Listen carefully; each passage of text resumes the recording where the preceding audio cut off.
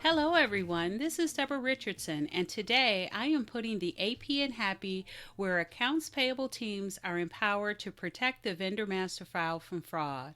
This podcast will give a voice to accounts payable team members by talking about the growing reality of cyber attacks in their world and which vendor setup and vendor management techniques they can apply to protect the vendor master file from fraud. Visit the Vendor Process Training Center to enroll in your choice of 55 plus training sessions that will help you and your team avoid fraud, compliance fines, and bad vendor data. Or just sign up to get access to vendor process FAQs and to attend weekly drop-in live Q&A sessions. Visit training.debrarrichardson.com today. The link will be in the show notes.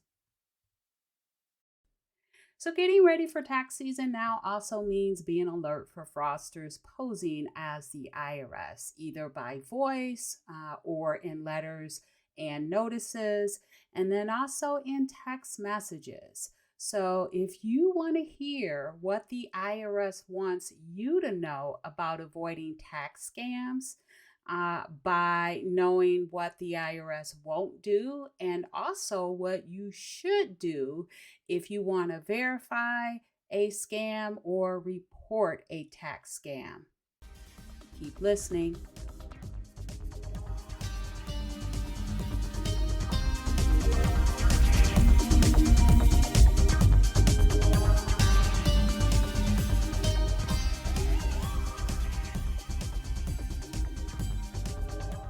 Welcome to episode 261, Tips from the IRS to Avoid Tax Scams This Tax Season.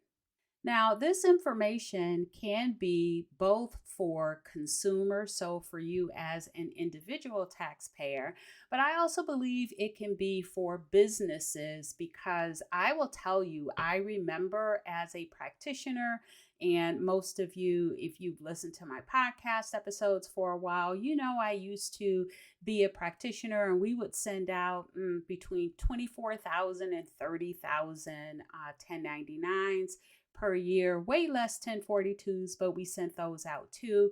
And so, yes, we had instances where we were dealing with the IRS for some reason or another.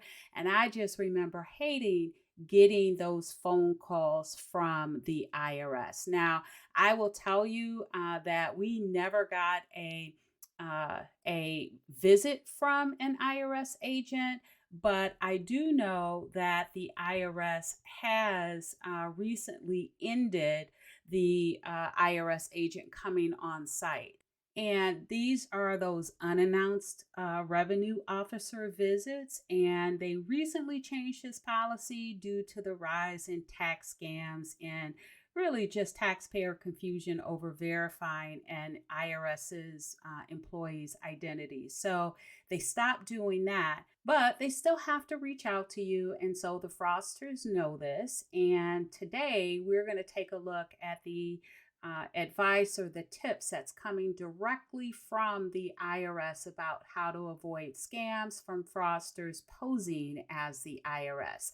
Now, I will tell you, I am taking this information from two different sites, the IRS Report Phishing and online scam sites, and then also the IRS Tax Scam / Consumer Alerts site. And I'm going to put a link in the show notes to both of these sites. Also, I am going to put a link in the show notes to the IRS e-news subscriptions where you can sign up to receive email alerts for the tax tips or IRS tax tips. And those are the email alerts that will include any tax scams or new tax scams or tax scams alerts that the IRS sends out, which, by the way, is how I was alerted to the ones that I'm going to go over today. All right, so I am going to talk about three different types of scams that the IRS has talked about ways to avoid it, or really three different ways that the fraudsters can contact you. So the first one is smishing or text message scams. And yes, I did include this because one, I know of quite a few accounts payable teams that have cell phones versus like regular desk phones. So that's one. And then two is, even if that's not your department, maybe you as an accounts payable manager or supervisor, or your accounts payable manager or supervisor may have a cell phone, and the fraudsters, right, may have those cell phone numbers. So yes, I'm including this one. So the IRS says that they will not contact you by text message and ask you for personally identifiable information or financial information via links to fake websites, right, to steal that personally identifiable information or financial information. So they're just not going to ask you for that information.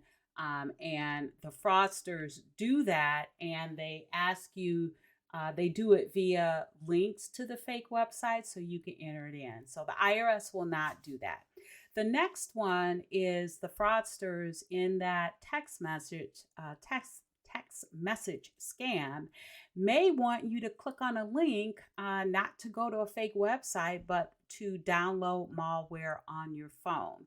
Now, another thing that they can do in the text message is sometimes the text message will include a telephone number.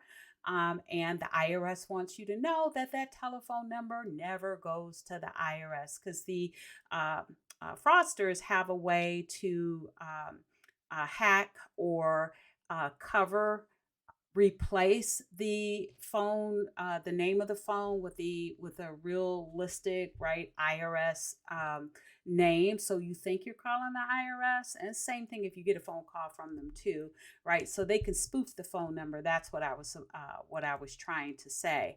And so in this, if they do that, right, send you a text message and then ask you to call a phone number, that's what's known as a hybrid phishing scam. So they will contact you via one phishing method and then have you contact them via another phishing method. And so this case, they're contacting you via text message, which is called smishing, and then they want you to call them on the phone, and that method is called vishing because it's voice. And phishing, as you all know, is the fraudsters contacting you via email.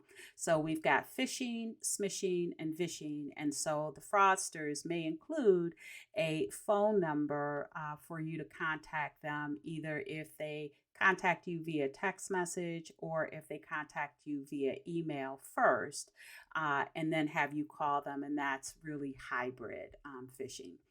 But to avoid this scam, the IRS wants you to know that they will never first contact a taxpayer via a text message. They will first contact you by mail through the U.S. Postal Service.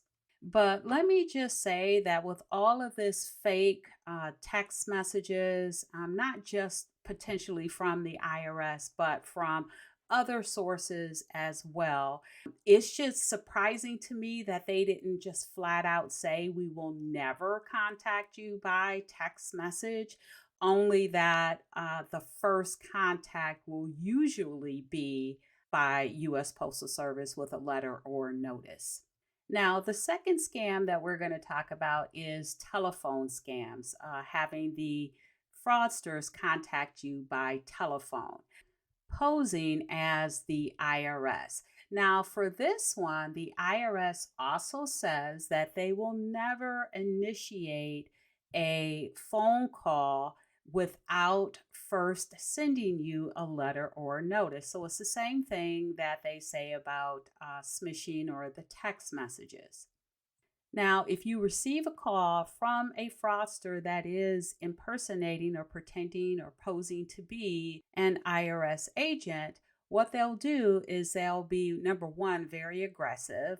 They will use fake names and they'll give you bogus IRS ID badge numbers, right? Again, in hopes of stealing your taxpayer money or personal information.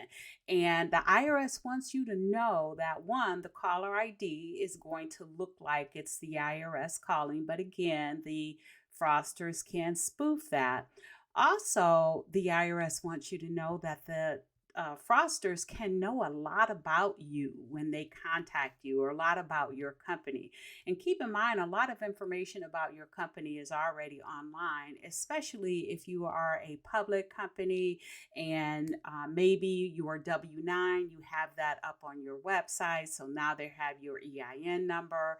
And so they have all of that when they call you to make it seem like a legitimate call.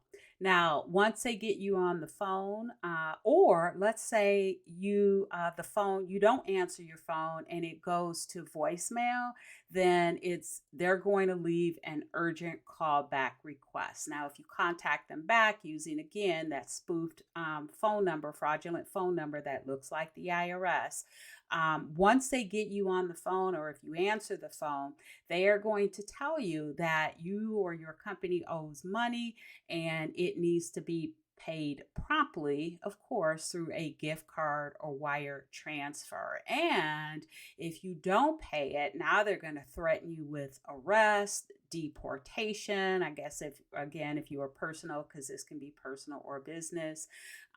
And if you are a business, they can threaten suspension of a business or suspension of your personal driver's license.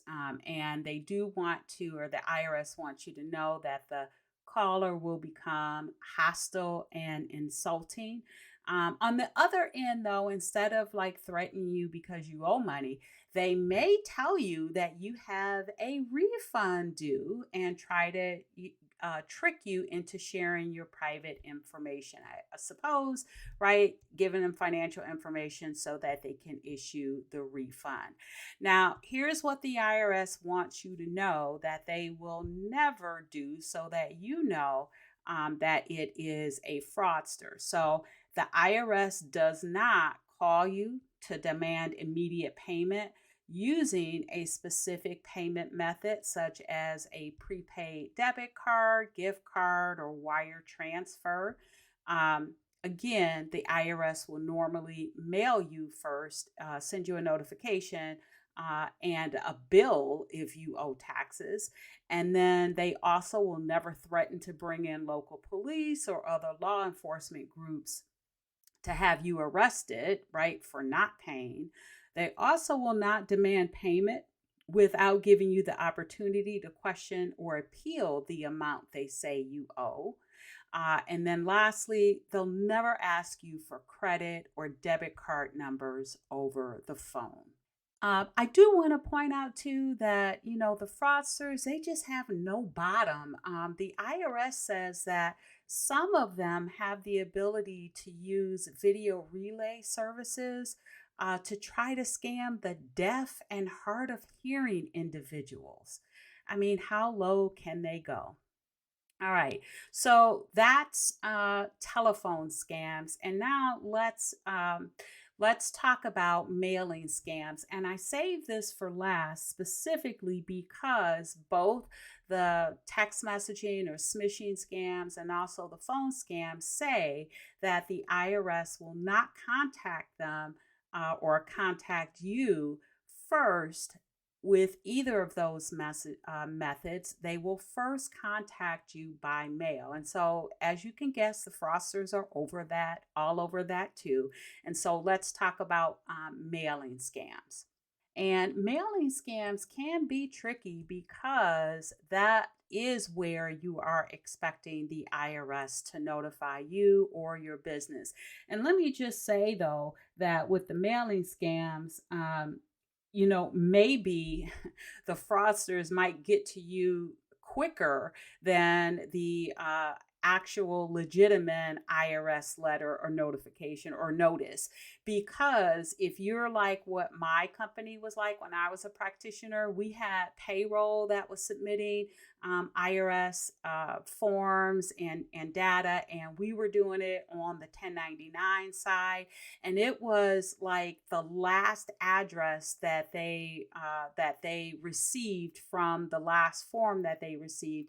That's the address that any of their notifications or letters would go to. And so we were always chasing, and so was payroll too, always chasing where the notification that we were expecting would go or did go. And so the fraudsters may not have that issue, right? Because they know what your address is, and they're going to directly send it to you versus sending it to like the payroll address if that's in a separate location, which ours was. And so we always had to call around, and so did they. And if you're the same way, you're not going to have that problem, or the fraudster is not going to have that problem, because they're going to send it directly to you. All right, so let's talk about mailing scams. So how do you know that that letter or notice that you received via U.S. Postal Service via mail is valid? So the best thing that you can do as a business, and as a business, you should have an IRS online account, is to log into that secure IRS online account and see if a copy of the notice or letter is in their file. Now, the IRS recognizes that the notice or letter can look very legitimate because the fraudsters know what they look like. And so they do a great job of impersonating that letter or replicating a legitimate letter or notice. And so the best way is to log into your business's account or your account for the business and verify that notice or letter is in the file. Now, if for some reason you're not able to authenticate it, or maybe you're not able to log into that business account, then the IRS says to contact their customer service department directly. And so they do have a business number. Many of you may be very familiar with it already. That number is 1-800-829-4933, and they are open from 7 a.m. to 7 p.m. Local time. Now, I know those of you, when I said call on the phone, everybody went, oh, because I know I've waited on the phone for, in some cases, almost an hour. And I'm trying to think if there were cases where I waited longer than an hour, probably, and I just can't remember it. But you can be on the phone for a long time, just waiting on someone to answer. But it does beat being a victim to fraud. All right, so those are the three that I want to go over, and I'm going over those three because those are the scams that came in to tax tip emails. Because again, I am signed up under the e-news subscriptions for tax tips, and that's where the scam alerts come from. And those are the three that they talked about. But I will tell you that if you click on the links that are in the show notes, the one for tax scams and consumer alerts, you'll find more types of scams, and that is email scams, and then also fax scams as well. So, and it's really a combination of the tax scam / consumer alerts link that I have, and also the report phishing link that I have. You'll find more types of scams, including email, fax, and they also have one here if you're over payroll for like W-2. So just make sure that you check both of those pages out, because they really do a great job of talking about how to handle suspicious or unsolicited communication from the IRS. Now, speaking of suspicious, if you think that there is a fraud or a scam, or what you received either smishing, right? Text message, phone call, or phone voicemail, or a letter or notice in the mail, or the three or two that I didn't go over, the fax and also email, or really any type of fraud that communication that you think is fraudulent, then the IRS wants you to contact them and let them know. So that email address that they want you to send that to is phishing@irs.gov. All right, so those are the tax scams that I wanted to cover on this podcast. The smishing or text message scams, the telephone scams, and then also the scams related to receiving fraudulent letters and notices in the mail. Now, again, please click on the links in the show notes to find more scams and more information on tax scams. And also make sure that you sign up for the e-news subscription, tax tips, because that is the one where you will get the tax scams or tax alerts reported to you via email. So thanks, everyone. I hope you enjoyed the 261st episode of the Putting the AP in Happy podcast, where accounts payable teams are empowered to protect the vendor master file from fraud. Don't forget to check the show notes for the links mentioned in the podcast. And if you enjoyed this episode, consider subscribing and writing a review of my podcast on the platform that you use to listen. Stay happy.